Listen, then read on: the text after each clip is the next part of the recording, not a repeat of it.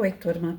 Do livro Dois Mundos Tão Meus, Luiz Sérgio, Irene Pacheco Machado, no capítulo 17, Entre o Céu e a Terra, na segunda parte.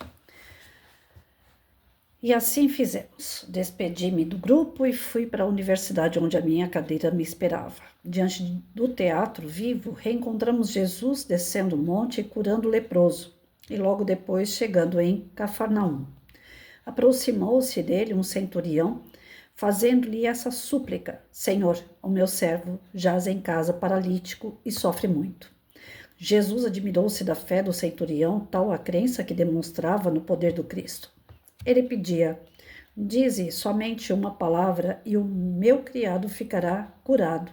Mateus capítulo 8, versículo 1 a 13. O servo fora cometido de paralisia. Naquela época os servos eram considerados escravos, comprados e vendidos em praça pública, mas o centurião desejava ver o seu servo curado. Defrontamo-nos com as curas realizadas pelo mestre a cerca de 30 quilômetros de Cafarnaum. Próximo à bela planície de Esdrelon estava a vila de Naim, e para lá dirigiu-se Jesus. À medida que percorria o caminho, o povo vinha juntar-se a ele. Ansiando por ouvir-lhe as palavras de amor e caridade, muitos doentes buscavam a saúde. Eis que chegam à cidade montanhosa de Naim. Avistaram um cortejo fúnebre. Uma mãe chorava a partida do filho único. Jesus parou, olhou para o céu e disse: Pai, seja feita a vossa vontade, assim na terra como nos céus. Depois dirigiu-se ao morto. Mancebo, a ti digo, levanta-te. O jovem abriu os olhos, a mãe ajoelhou-se aos pés do mestre, mas ele a levantou e a abraçou. Todos contemplavam a cena fascinados. Era o poder de Deus manifestando-se através do seu filho muito amado Jesus. Eu sou o primeiro e o último, o que vivo fui morto. Eis que estou vivo pelos séculos dos séculos e tenho a chave da morte e do inferno. Apocalipse, capítulo 1, versículo 18. Bem à nossa frente, os milagres se operavam. Era Jesus ensinando o homem a buscar a fé. Assistimos à cura da sogra de Pedro e a de vários possuídos do demônio. Enquanto isso, as notícias se espalhavam, levando preocupações até Maria. Seu filho dedicava noites inteiras às orações e durante o dia era solicitado, não lhe sobrando tempo nem para se alimentar. E aqui, ante este quadro, parei para meditar. Cristo curava os endemoniados. Até hoje, culpam os espíritas de expulsarem os demônios, dizendo que são filhos de Satanás ou o próprio. E qual foi a resposta do Cristo? Por isso vos digo, todo pecado e blasfêmia serão perdoados aos homens, porém a blasfêmia contra o Espírito Santo não será perdoada. Mateus capítulo 12, versículo 31. Aquele que rejeita a obra do Espírito Santo assume uma posição. Para com isso aí, Mike. Aí, tá se lambendo aqui tudo. Aquele que rejeita a obra do Espírito Santo assume uma posição que impede o acesso ao arrependimento e à fé. Não aceitando as manifestações espíritas, estamos indo contra nós mesmos e nos distanciando das verdades espirituais. Intimamente ligada à advertência do Cristo acerca do pecado contra o Espírito Santo. Os fariseus de hoje, como os de ontem, não querem aceitar a imortalidade da alma, porque quando descobrimos que somos espíritos imortais, entregamos-nos a Deus e, tendo Cristo no coração, um novo poder toma conta de nós. Opera-se uma mudança que o homem não pode efetivar por si mesmo. Alegam que são forças sobrenaturais introduzindo elementos estranhos da natureza humana. Defrontávamos-nos com a doutrina espírita e com a responsabilidade daqueles que dizem professá-la. Ai dos que não se transformarem, não fizerem da sua vida uma vida cristã. Ao blasfemarmos contra Moisés, blasfemamos contra Cristo, crucificando. Ai daquele que blasfemar contra o Espírito Santo, que vem a ser os Espíritos de Deus junto aos homens, ensinando-os a viver e a morrer dignamente. Vem cá, ô rapazinho. Hoje ele tá que tá. Agora resolveu. Mike, que fica se lambendo, eu já expliquei isso pra vocês, né? Aí a patinha dele fica machucada e eu fico pegando no pé. Desculpa, gente, lá vamos nós. A aula foi encerrada. Levantei-me e saí refletindo sobre os ensinamentos e a beleza da vida de Jesus. Como Deus deve sentir-se feliz em possuir filho tão digno. Ganhei o jardim, as flores me cumprimentavam, ofertando-me o seu perfume, agradeci, acerquei-me de uma e beijei. Com esse gesto ligava-me ao Pai Todo-Poderoso, Criador do céu e da terra, desta terra onde muitos homens o desconhecem, mas mesmo assim ele os espera. Apocalipse, capítulo 7, versículos 16 e 17. Não terão mais fome nem sede, nem cairá sobre eles o sol, nem calor algum, porque o Cordeiro que está no meio do trono os guardará e os levará às fontes das águas da vida, e Deus enxugará a lágrima de seus olhos. Fiquei pensando, como podem dizer que Jesus é Deus, se esse trecho do Evangelho diz que Cristo está no meio do trono? Se ele fosse Deus, estaria sentado sobre o trono. Permaneci algumas horas no jardim. Em nenhum momento os encarnados param para pensar o que há entre o céu e a terra, para onde vão os chamados mortos. É mais fácil pensar que o homem acaba ao cerrar os olhos físicos para sempre do que imaginar que cada ser terá de prestar contas de todos os seus atos. Atirei um caminhão de beijos que partiu em direção ao plano físico e atingiu o coração de alguém que me escreveu uma bela carta, perfumada de amor, e meu coração repleto de saudade, saudade do olhar, do aperto de mão, dos nossos sonhos, e nada melhor que cantar para conviver com a saudade. Hoje busquei as lembranças daquele tempo passado, guardadas estão elas, no coração enamorado, e vi surgir o seu rosto. O sorriso de menina, a voz tão meiga, foi-se o desgosto. Surgiu a esperança de uma nova vida. Deixamos de ser crianças e buscamos a subida, mas a danada da saudade gosta de maltratar. Enfrento a realidade e começo a cantar. Saudade não vai embora, deixe-me só recordar. Saudade não vai embora, deixe-me só recordar. Ai, esse Luiz Sérgio é da hora. Tá aí um espírito que deveria fazer muitas obras, porque a linguagem dele é muito bacana, né?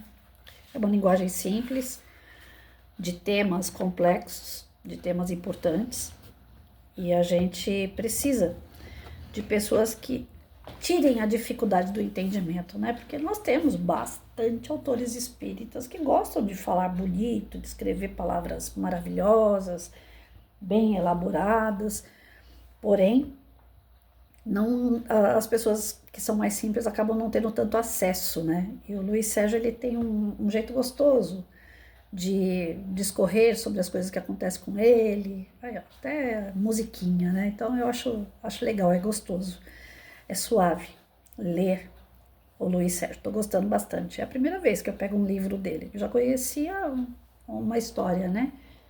Que foi contada através de vídeo. Esqueci o nome, que era a respeito, Deixe-me Viver, né? Era dele. Ai, Mike, hoje você tá que tá, hein? Para. E o Luiz Sérgio, ele traz, assim, um paralelo.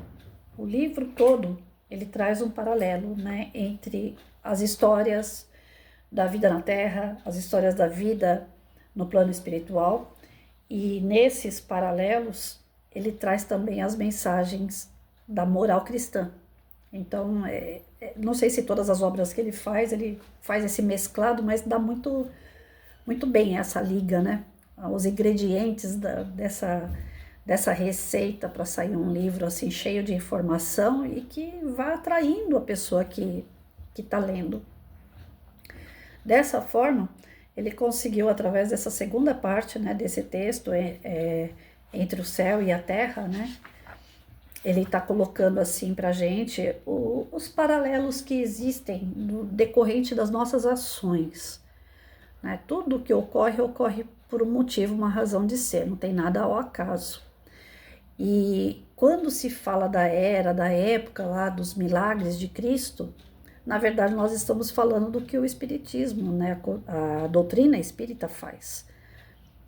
Jesus não dizia que era ele que curava a pessoa procurava por ele com fé, e através dessa fé ele emanava a energia que limpava, purificava a pessoa daquilo que a incomodava e ela conseguia a sua cura. Se a gente buscar na base da doutrina a parte científica, a gente vai entender o seguinte: todos os nossos pensamentos, todos os nossos sentimentos geram energia. Essa energia, ela cria formas, fluidos, que acabam se materializando. Então vejam bem, se eu sou aquela pessoa reclamona, aquela pessoa que vive assim, ai, tá doendo meu braço, nossa, hoje eu acordei com dor de cabeça, nossa, minha perna não para de doer, eu tô com dificuldade no meu joelho, sabe? Tem pessoas hard, não tem? Ó dia, ó céus, o azar.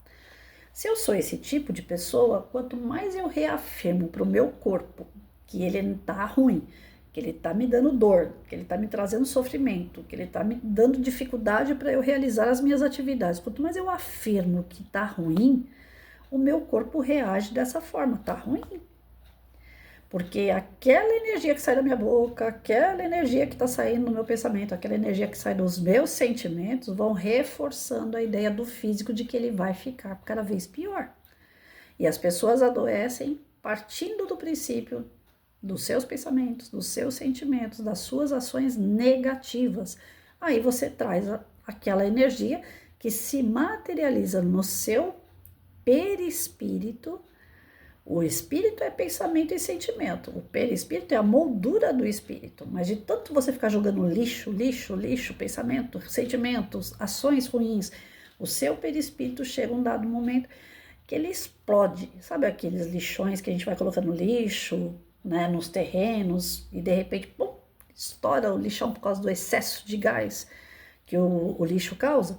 Pois é, esse excesso de lixo que a gente vai derrubando no nosso perispírito, chega uma hora que ele estoura. E quando ele estoura, vira como se fosse um vulcãozinho dentro da gente, que vai jogando aquela larva horrível, aquelas doenças, sensações, tristezas, dores, tudo que é de ruim vai tomando conta do nosso corpo.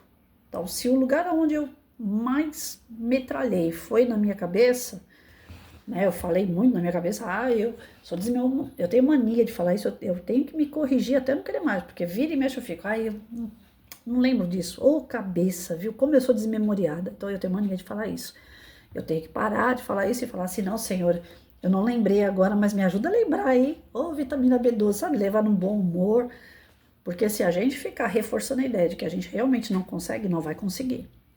O perispírito vai plasmando isso, as energias vão para o perispírito, plasma e se torna de fato uma realidade. Então todos nós temos condições de nos curar através do pensamento e sentimento e das nossas ações positivas. Só que a gente sempre faz o contrário.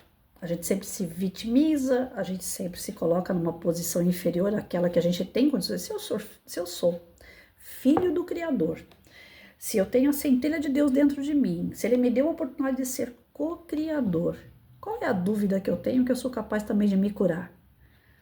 Porque eu sou filha do Criador, eu tenho os mesmos dons, eu tenho as mesmas energias, o mesmo início do que o meu Criador é, eu tenho, Ele me deu isso.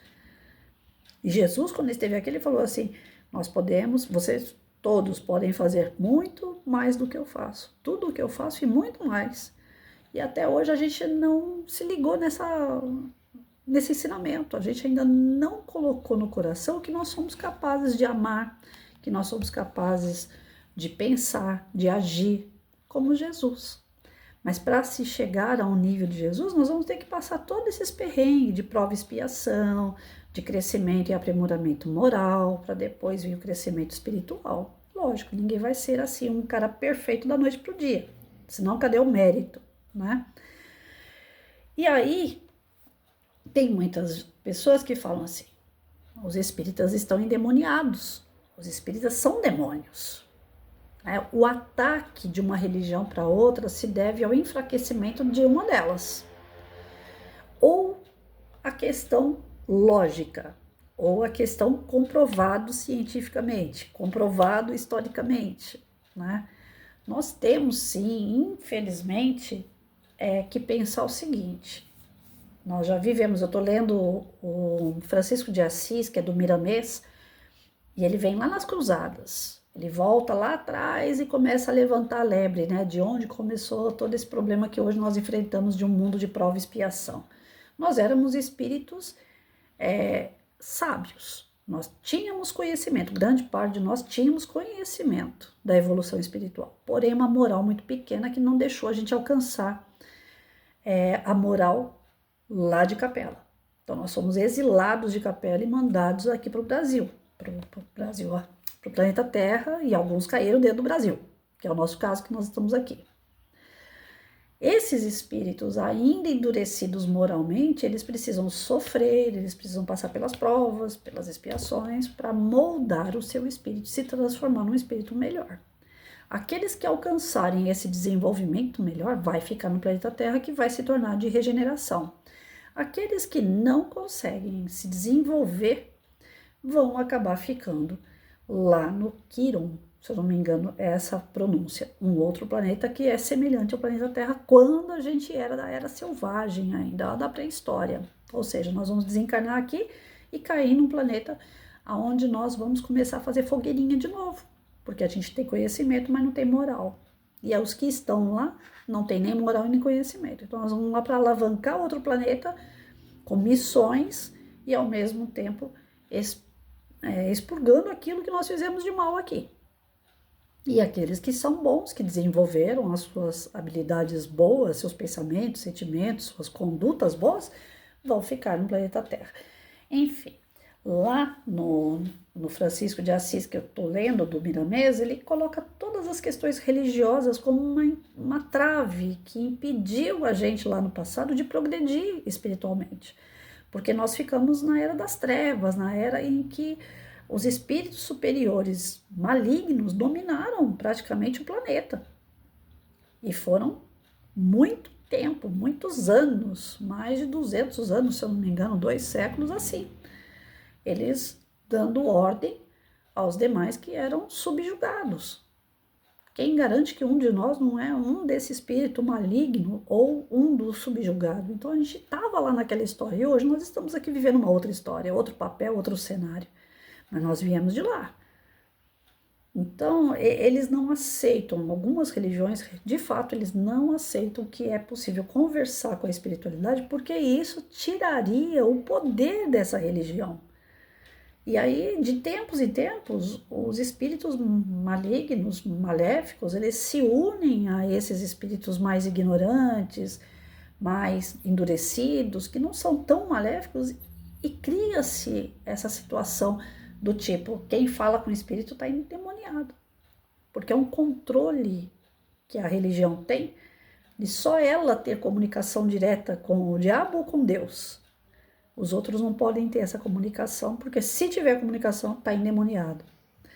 E na própria Bíblia, nas passagens, dentro do próprio Apocalipse, dentro de Mateus, como foi citado, né, aparecem situações que ele diz, olha, isso aqui aconteceu com Jesus. Jesus falava com os mortos, Jesus ressuscitava os mortos, Jesus curava os doentes, que são ações que dentro de uma casa espírita é super normal.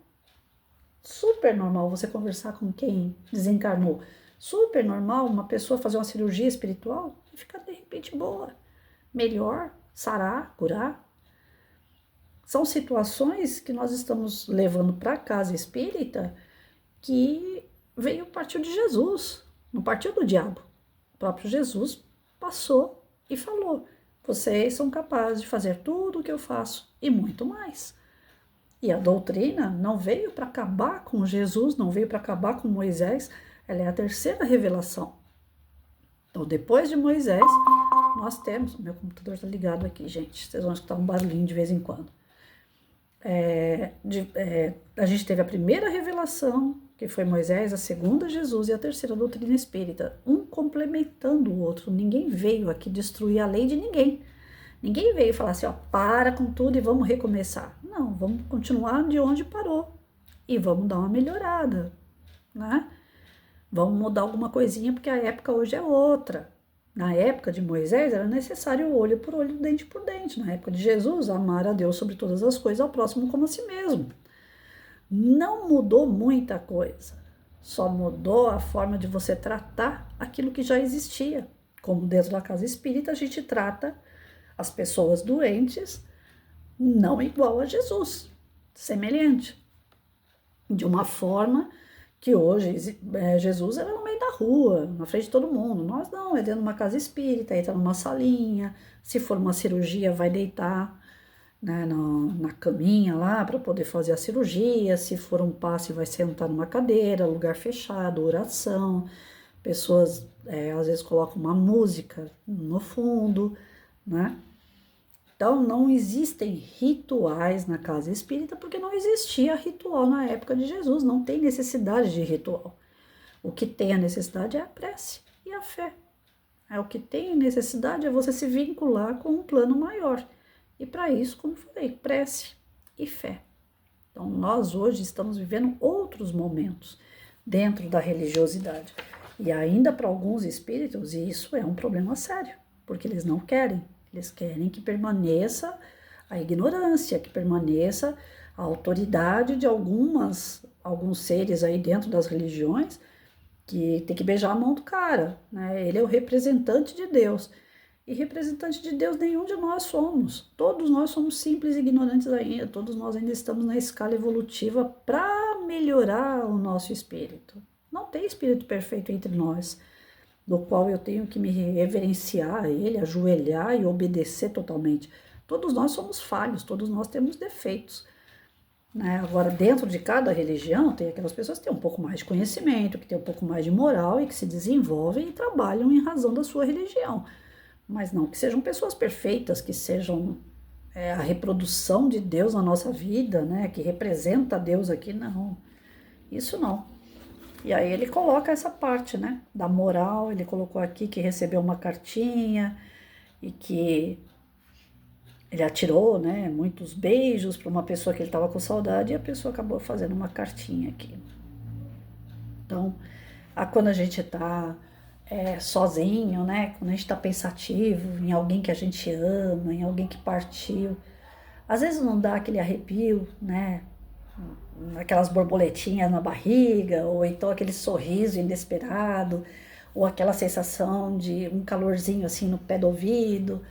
Gente, isso daí são as visitas que nós temos, né? Basta a gente pensar no espírito que nós amamos, que está do outro lado, que eles vêm até nós, a não ser que seja um caso assim extremo, né? Que ainda está recebendo ajuda, auxílio, hospital, recuperação, aí eles não podem vir, não tem autorização para isso.